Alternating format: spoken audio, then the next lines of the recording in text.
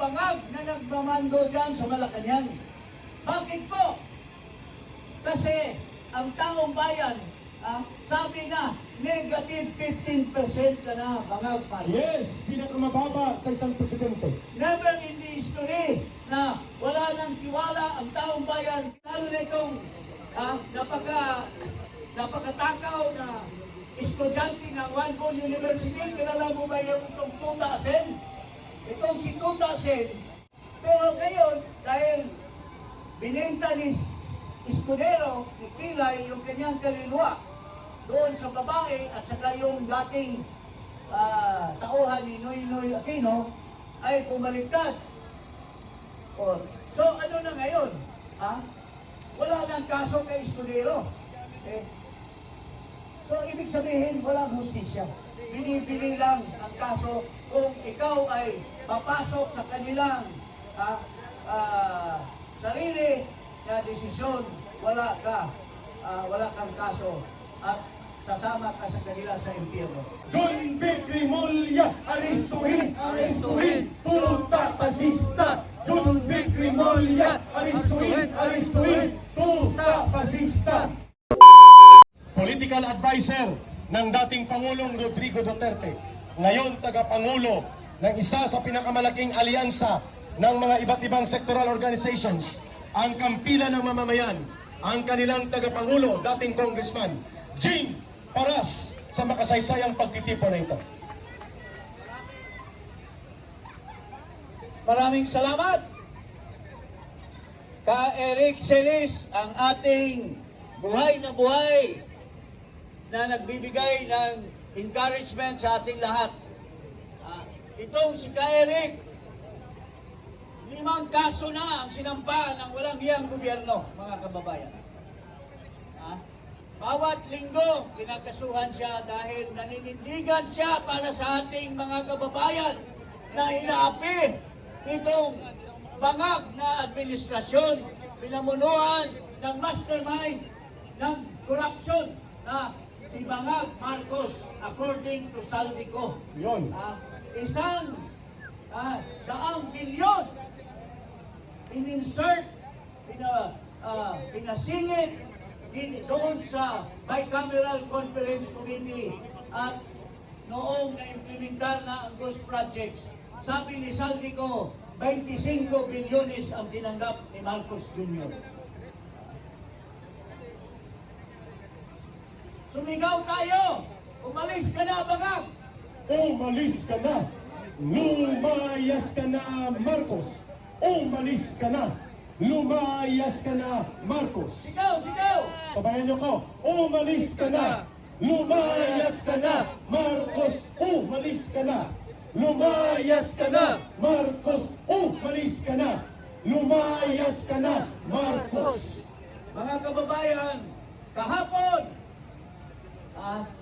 sa illegal na pagpumulong dyan sa Senado, yung kanang protektor ni Bangag, nagpulong at tinanggal nila ang mga legitimate or mga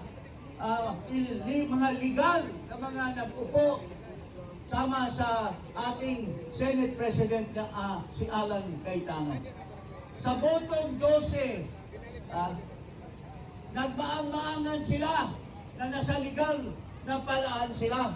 Pero base sa ating saligang batas, ang kailangan na mag-conduct ng business sa Senado, kailangan mo na 13 na boto. Pero itong mga walang hiya, lalo na itong ano ba ito siya? Si Mr. Kilay, nabili daw. Nabili daw. Pinatawag ng babae sa Malacanang kasama yung dating aso ni Noynoy Aquino, ni Abnoy, yung si Ochoa.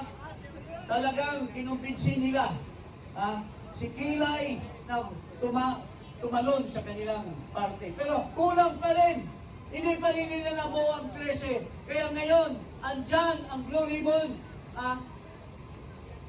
Pinapakinggan ang 18 na Marines para ilahad-lahat ang kumita sa bayaran ng taong bayan na trilyon-trilyon na ninakaw nila sa ghost flood control, mga kababayan. Kaya ako'y nagagalak, natutuwa na nagkaisa tayo at ang alam ko, dadami pa ang ating hanay Yes. para iprotektahan natin ang Senado na ang mga legitimate na mga officials tulad ni SP Cayetano, ni Senator Loren Legarda, ni Pia Cayetano, si Marcoleta, ay magpatuloy sila Ayun. sa kanilang trabaho bilang mga senador.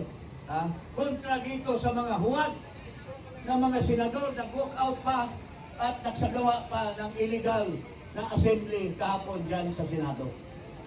So, mga kababayan, I appeal to you, each one of you, magsama-sama tayo, magkaisa po tayo, at tigilan na natin itong bangag administration dahil po sobra na pahirap sa ating bayan. Ano na ba ngayon ang ating ekonomiya? Ang ating ekonomiya?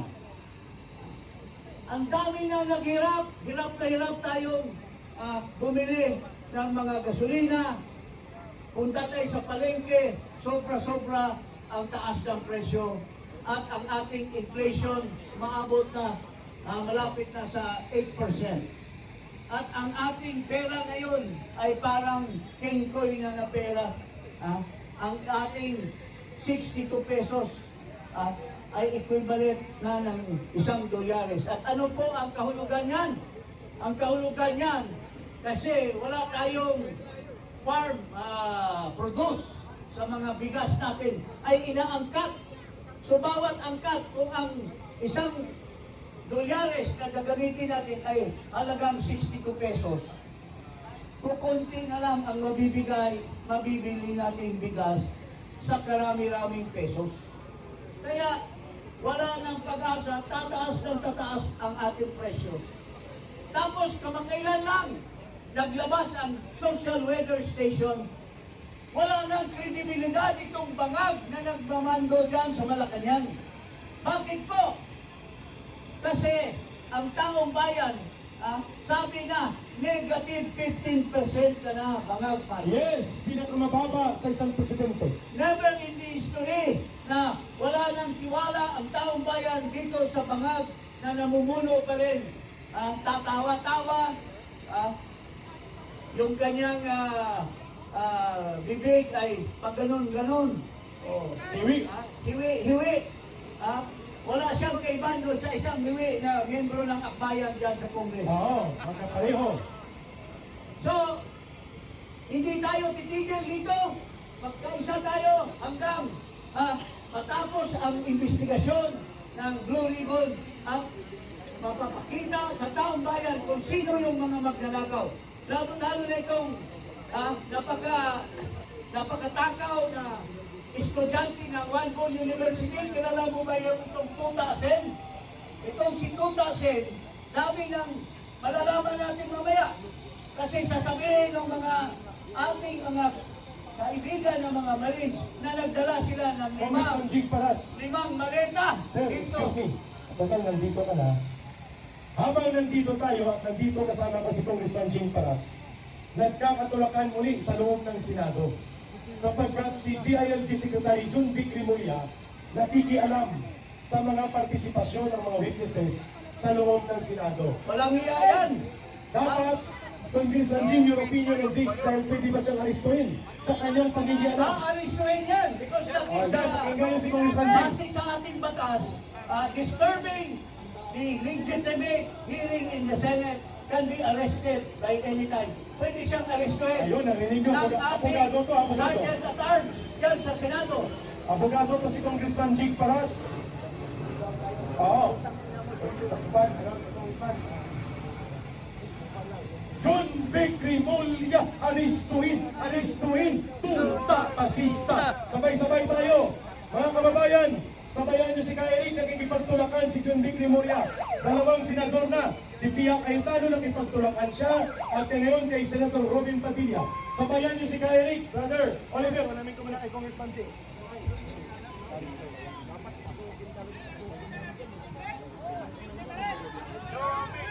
Okay, John Vic Rimulya. Rimulya, aristuhin, aristuhin, tuta pasista. John Vic Rimulya, aristuhin, aristuhin, tuta pasista. Ibabalik ko kay Congressman Jig Paras para sa kanyang pagpapaliwanag. Mga kababayan, ang pakiusap ko na lang, itigil tayo dito hanggang inihikayat natin na darating ang hustisya. Ang hustisya ngayon ay masagawa ng Blue Ribbon Committee yung gawain nila dahil may tutuklasan tayo ng mga maleta na binibigay sa mga kurakot, mga buhaya. So doon po tayo nakatutok at huwag tayong umalis hanggang maprotektahan natin ang Blue Ribbon Committee. Payag po ba kayo? So yun po, mga kababayan, magkaisa po tayo at protektahan natin ang karapatan ng pagtao na magsalita against excesses of government, against kabulastugan nitong pagpapangulo nitong si Bangag Marcos Jr. So hindi ko na taasin pa ang aking talumpati, marami pang magsasalita. Ang akin lang ay tayo ay magkaisa bilang isang Pilipino. Sobra na tayong inaapi, sobra na tayong, tingnan mo ha mga kaibigan, kamakailan lang sinabi ni Ombudsman Rimulya na kakasuhan si Jinggoy, kakasuhan si Escudero, kakasuhan sila Marcoleta. Pero, at saka si Villanueva. Ito po ay pananakot. Pero ngayon, dahil binenta ni Escudero, ni Pilay, yung kanyang kaluluwa doon sa babae at saka yung dating tauhan ni Noynoy Aquino ay pumaliktad. So ano na ngayon? Wala nang kaso kay Escudero. So ibig sabihin walang hustisya. Binibili lang ang kaso kung ikaw ay papasok sa kanilang sarili na desisyon, wala kang kaso at sasama ka sa kanila sa impyerno. So yun lang mga kababayan. Magandang umaga sa inyo lahat. Mabuhay po ang mga Pilipino. Mabuhay ang Pilipinas. Maraming salamat, Congressman G. Paras.